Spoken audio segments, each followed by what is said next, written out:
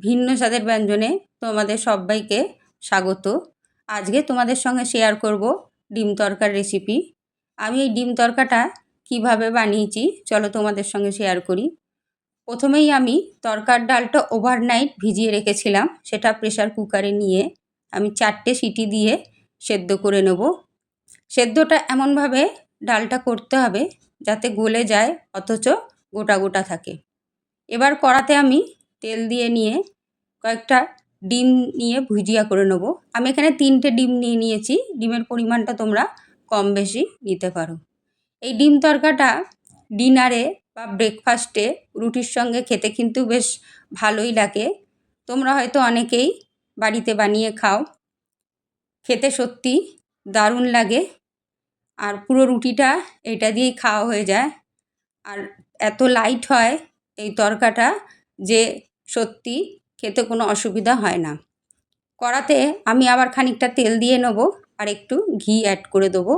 এবার 2টো তেজপাতা আর একটা শুকনো লঙ্কা দিয়ে নেব। একটা মাঝারি সাইজের পেঁয়াজ নিয়ে নিয়েছি, সেটা আমি এইভাবে কেটে তেলে দিয়ে দেবো।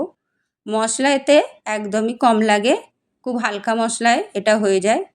আদা রসুন পেস্টটাও আমি পেঁয়াজের মধ্যে দিয়ে দেবো। খুব হালকা মশলায় হয় বলে এটা রাত্রে ডিনারের জন্য খুব ভালো খেতে লাগে। এবার হলুদটা দিয়ে দেবো, দিয়ে একটু কষে নেবো। মশলা একদমই আমি কিছু দেবো না এতে। 2টো টমেটো আমি এইভাবে চপ করে এর মধ্যে দিয়ে নেব।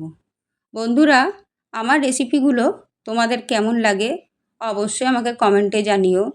আমার যারা পুরনো বন্ধু তারা আমার রেসিপিগুলো যদি তোমাদের ভালো লাগে অবশ্যই লাইক শেয়ার করো।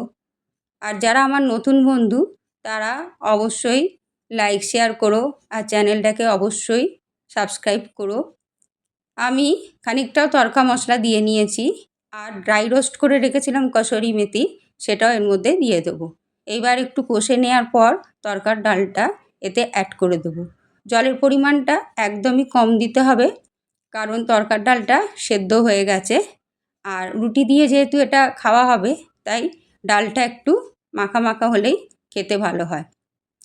এবার সামান্য পরিমাণে একটু লবণ দিয়ে নেব। আগে যখন টমেটো দিয়েছিলাম তখন একটু লবণ দিয়েছিলাম। এই লবণের পরিমাণটা সম্পূর্ণ তোমাদের স্বাদ মতো দিও। এবার যে ডিমের ভুজিয়াগুলো রেখে করেছিলাম সেটা আমি দিয়ে নেব আর খানিকটা ধনেপাতা দিয়ে নেব।